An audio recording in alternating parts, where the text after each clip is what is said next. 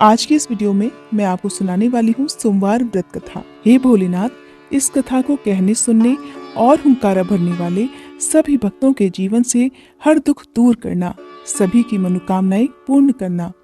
पौराणिक कथा के अनुसार एक समय की बात है, किसी नगर में एक साहूकार रहता था। उसके घर में धन की कोई कमी नहीं थी, लेकिन उसकी कोई भी संतान नहीं थी। इस कारण वो बहुत दुखी था। पुत्र प्राप्ति के लिए वो हर सोमवार व्रत भी रखता था और पूरी श्रद्धा के साथ शिव मंदिर जाकर भगवान शिव और माँ पार्वती की पूजा भी किया करता था। उसकी भक्ति देखकर एक दिन माँ पार्वती प्रसन्न हो गई और भगवान शिव से उस साहूकार की मनोकामना पूर्ण करने का आग्रह करने लगी। देवी पार्वती की इच्छा सुनकर भगवान शिव ने कहा कि हे पार्वती, इस संसार में हर प्राणी को उसके कर्मों का फल मिलता है और जिसके भाग्य में जो हो उसे भोगना ही पड़ता है। लेकिन पार्वती जी ने साहूकार की भक्ति का मान रखने के लिए उसकी मनोकामना पूर्ण करने की इच्छा प्रकट की। माता पार्वती के आग्रह पर भगवान शिव ने साहूकार को पुत्र प्राप्ति का वरदान तो दे दिया, लेकिन साथ ही ये भी कह दिया कि उसके बालक की आयु केवल 12 वर्ष की होगी। माता पार्वती और भगवान शिव के बीच इस संवाद को वो साहूकार सुन रहा था। उसे ये बात सुनकर ना तो खुशी हुई और ना ही दुख, बल्कि वो पहले की तरह भगवान शिव की पूजा करता रहा और उपवास भी रखता रहा। कुछ समय के बाद साहूकार के घर एक पुत्र का जन्म हुआ। जब वह बालक 11 वर्ष का हुआ तो उसे पढ़ने के लिए काशी भेज दिया गया। साहूकार ने पुत्र के मामा को बुलाकर उसे बहुत सारा धन दिया और कहा कि तुम इस बालक को काशी विद्या प्राप्ति के लिए लेकर जाओ और रास्ते में यज्ञ भी कराते जाना। जहां पर भी यज्ञ कराओ वहां ब्राह्मणों को भोजन कराते हुए और दक्षिणा देते हुए ही आगे बढ़ना। आप दोनों मामा भांजे इसी तरह यज्ञ कराते और ब्राह्मणों को दान दक्षिणा देते हुए काशी की तरफ चल पड़े। रास्ते में एक नगर पड़ा, जहां नगर के राजा की कन्या का विवाह था। लेकिन जिस राजकुमार से उसका विवाह होने वाला था वो एक आंख से काना था। राजकुमार के पिता ने अपने पुत्र के काना होने की बात को छुपाने के लिए एक चाल सोची। साहूकार के पुत्र को देखकर उसके मन में एक विचार आया। उसने सोचा, क्यों न इस लड़के को दुल्हा बनाकर राजकुमारी से विवाह करा दूं। विवाह के बाद इसको धन देकर विदा कर दूंगा और राजकुमारी को अपने नगर ले जाऊंगा। लड़के को दूल्हे के वस्त्र पहनाकर राजकुमारी से विवाह करा दिया गया। लेकिन साहूकार का पुत्र ईमानदार था, उसे ये बात बिल्कुल ठीक नहीं लगी।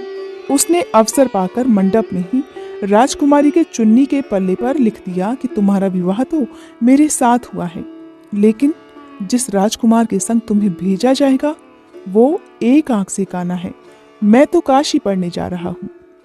जब राजकुमारी ने चुन्नी पर लिखी बातें पढ़ी तो उसने अपने माता पिता को ये बात बताई।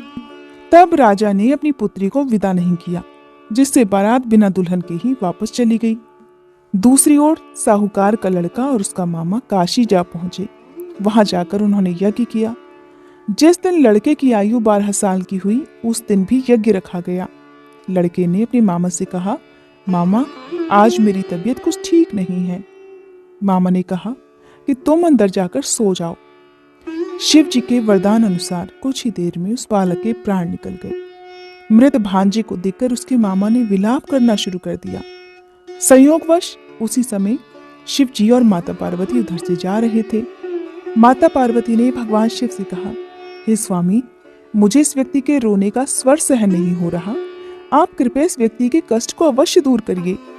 जब भगवान शिव मृत बालक के पास गए तो कहने लगे कि ये तो उसी साहूकार का पुत्र है जिसे मैंने 12 वर्ष की आयु का वरदान दिया। हे देवी पार्वती, अब इस बालक की आयु पूरी हो चुकी है। लेकिन ममता से विभोर होकर माता पार्वती जी कहने लगी, हे महादेव, आप तो सभी के दुख दूर करते हैं, अपने भक्तों की मनोकामनाएं पूर्ण करते हैं। कृपया आप इस बालक को दीर्घायु होने का वरदान प्रदान करें, अन्यथा इसके वियोग में तो इसके माता पिता भी तड़प तड़प कर मर जाएंगे। माता पार्वती के आग्रह पर भगवान शिव ने उस लड़के को पुनर्जीवन होने का वरदान दे दिया। भगवान शिव की कृपा से वह लड़का जीवित हो गया। शिक्षा समाप्त करके लड़का अपने मामा के साथ वापस अपने नगर की ओर चल दिया। दोनों चलते हुए उसी नगर में जा पहुंचे जहां उसका विवाह हुआ था। उस नगर में भी उन्होंने यज्ञ का आयोजन किया। उस लड़के के ससुर ने उसे वहां पहचान लिया। और महल में ले जाकर उसकी खूब खातिरदारी की और फिर ढेर सारा धन देकर अपनी पुत्री को उसके साथ विदा कर दिया।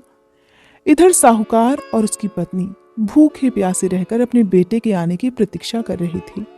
उन्होंने प्रतिज्ञा ले रखी थी कि यदि उन्हें अपने बेटे की मृत्यु का समाचार मिला तो वो भी प्राण त्याग देंगे। परंतु अपने बेटे के जीवित होने का शुभ समाचार पाकर वे बहुत प्रसन्न हुए। उसी रात को भगवान शिव ने व्यापारी के स्वप्न में आकर कहा, हे श्रेष्ठी, मैंने तेरे सोमवार के व्रत करने और व्रत कथा सुनने से प्रसन्न होकर तेरे पुत्र को लंबी आयु प्रदान की है। और इस प्रकार जो भी भक्त सच्चे मन से सोमवार का व्रत रखता है या इस कथा को सुनता है और पढ़ता है, उसके सभी दुख भगवान शिव दूर कर देते हैं और सभी मनोकामनाएं भी पूर्ण कर देते हैं। हे भोलेनाथ, जिस तरह से आपने साहूकार के दुख को दूर किया, उसी तरह से इस कथा को सुनने वाले सभी भक्तों के दुख दूर करना।